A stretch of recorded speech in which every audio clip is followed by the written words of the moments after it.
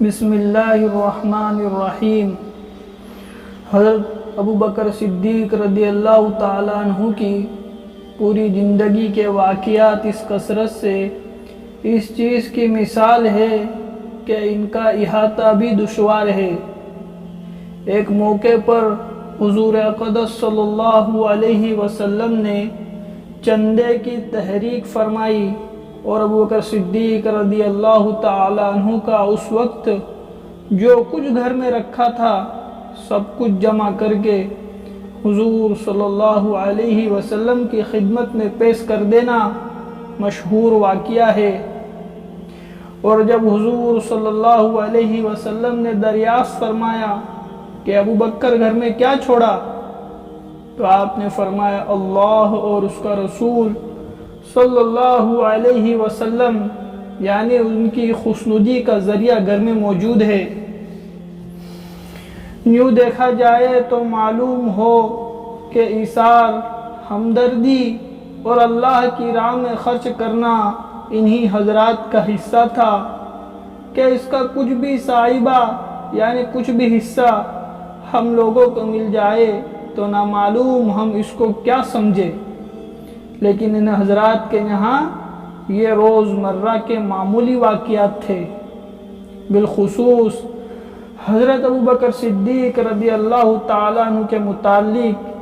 اس سے بڑھ کر کیا وجاہت ہو سکتی ہے کہ خود حق تعالیٰ شانہ نے قرآن پاک میں تعریف کے موقع پر فرمایا وَسَيُجَنَّبُهَا الْأَتْقَى، اور اس آگ سے وہ شخص دور رکھا جائے گا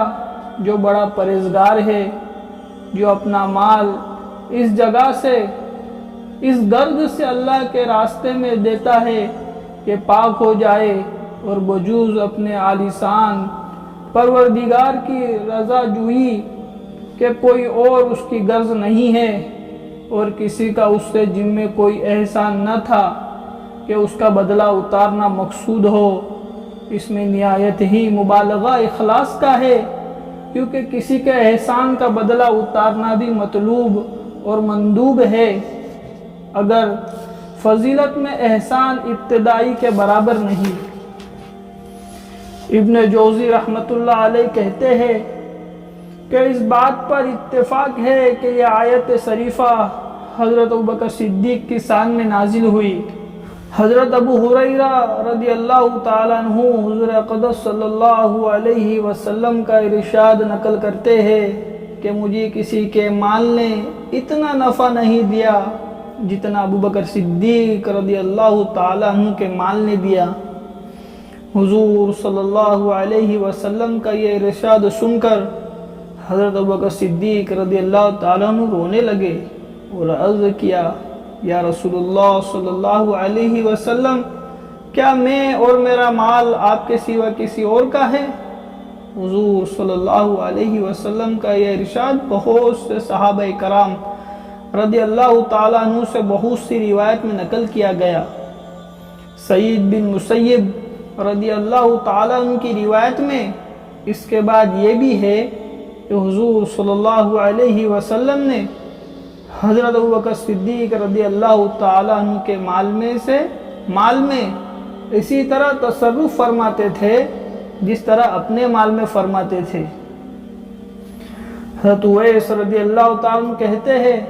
جب حضرت ابو بکر صدیق رضی اللہ تعالیٰ عنہ مسلمان ہوئے تھے